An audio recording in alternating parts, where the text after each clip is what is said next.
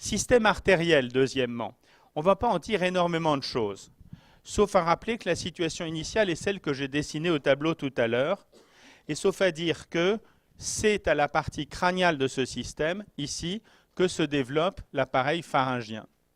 Et je ne me souviens plus dans quelle mesure on a eu l'occasion de décrire ensemble l'appareil pharyngien, ou si vous avez eu d'autres cours sur le sujet depuis la première année, mais on va dire qu'avec l'appareil pharyngien et les arcs pharyngiens, dont le nombre fait l'objet de discussions passionnées entre spécialistes, mais nous on va dire qu'il y en a 6, au niveau de chaque arc pharyngien se développe une anastomose entre aorte ventrale et aorte dorsale.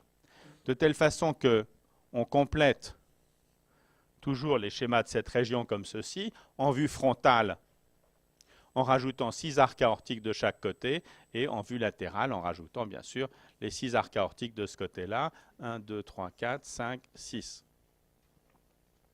Et on explique qu'il y a là un système artériel près de la base du cœur, un système artériel qui, avec le fait que les deux aortes dorsales ici ont fusionné pour donner une aorte ventrale, est à l'origine de l'essentiel des modifications du système vasculaire.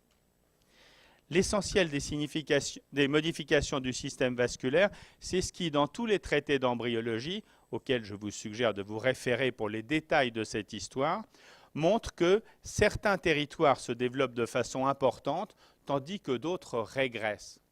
Là encore, c'est une question d'embryologie d'1 heure ou de 2 heures, qui n'est pas au programme, ou en tout cas pour lequel on n'a pas le volume horaire pour le décrire totalement. Mais pour lesquels j'aimerais bien que vous reteniez que les deux éléments principaux du système, l'aorte et l'artère pulmonaire, se forment à partir de ce système. Et que, en gros, l'aorte, quand même le vaisseau principal, se forme à partir de l'origine ici de notre système artériel et du 4e arc aortique gauche. De telle façon que cette partie-là du système artériel, celle que je suis en train d'essayer de passer en rouge en appuyant, puisque vous m'avez dit qu'il fallait appuyer, je ne suis pas sûr que j'appuie assez. On va l'entourer d'un peu de blanc dans l'espoir que ça se voit un peu, mais sauf que ça ne marche pas du tout. Cette partie-là, ici, le 4e arc aortique gauche, dans la continuité de la partie proximale des aortes ventrales, avec le 4e arc aortique gauche, puis ici, la partie distale de ce qui a été l'aorte dorsale gauche, et enfin, l'aorte dorsale unique, forment la crosse aortique et l'aorte. Aorte, 4e arc gauche.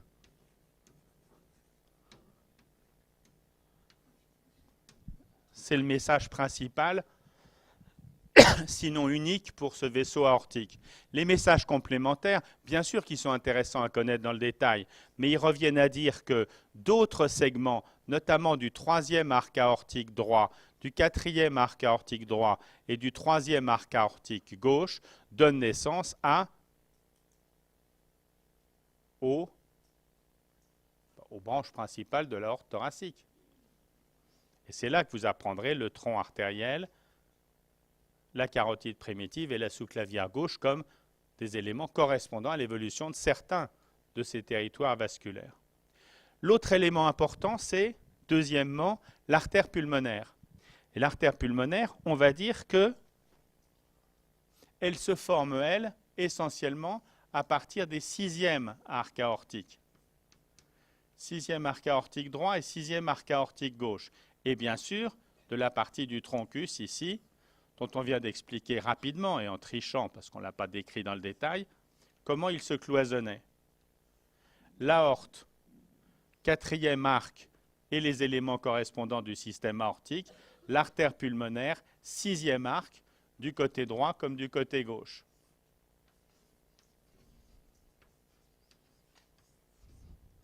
Ce sont les deux éléments de loin principaux, essentiels, dont je tiens à vous avoir dit les chiffres et vous avoir montré le schéma et essayer de le gribouiller au tableau, même si ce n'est pas très brillant, je reconnais.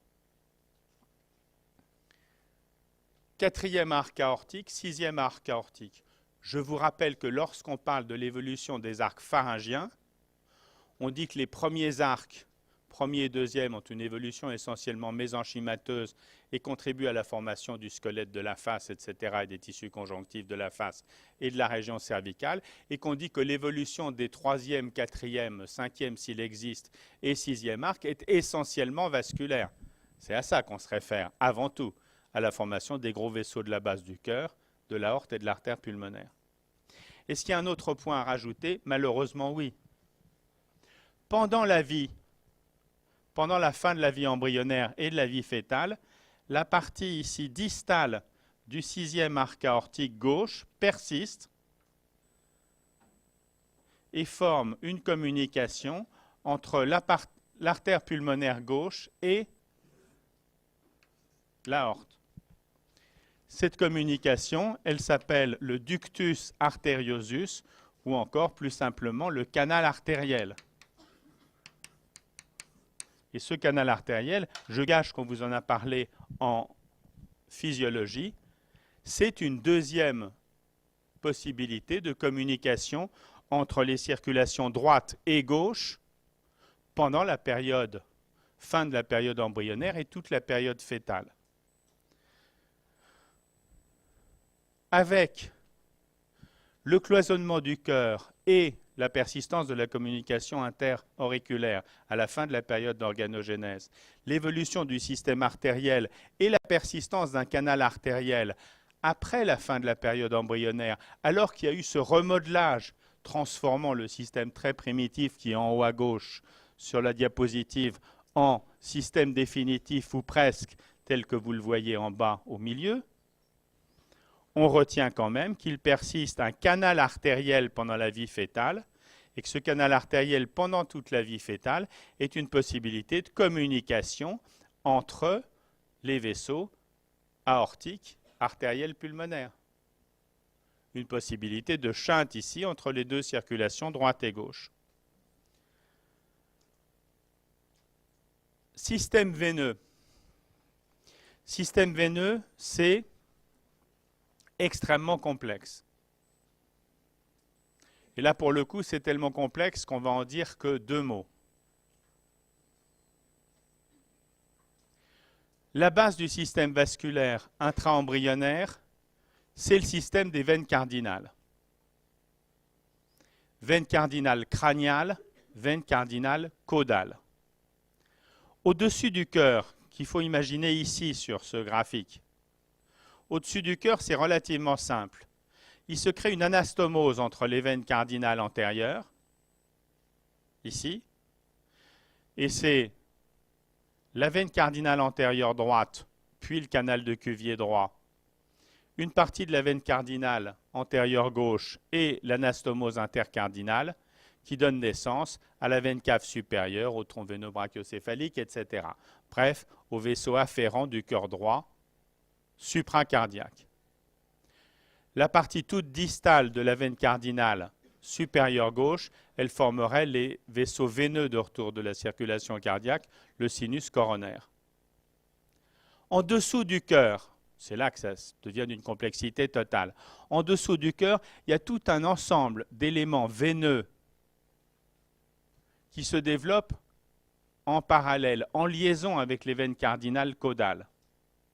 Et on décrit habituellement trois niveaux d'organisation. Un niveau de veine supracardinale qui va donner naissance, avec une anastomose au milieu, au système azygos. La grande veine azygos et les hémiazygos inférieurs et supérieurs gauche.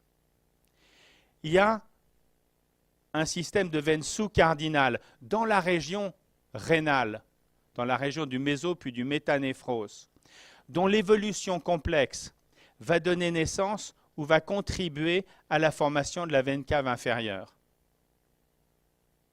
Et avec une anastomose transversale au milieu qui va former la veine rénale gauche, ici. Et il y a enfin la partie toute distale des veines qu'on appelle les veines sacro-cardinales, qui vont être le drainage des membres inférieurs et de la partie caudale, où une anastomose entre les deux niveaux va former, ici, la base du carrefour iliaque en donnant la partie initiale de la veine iliaque primitive. pas la partie initiale, la partie de retour, la partie terminale. Hein. Donc infiniment plus complexe, mais d'un côté comme de l'autre, le système veineux intra-embryonnaire repose sur ces éléments.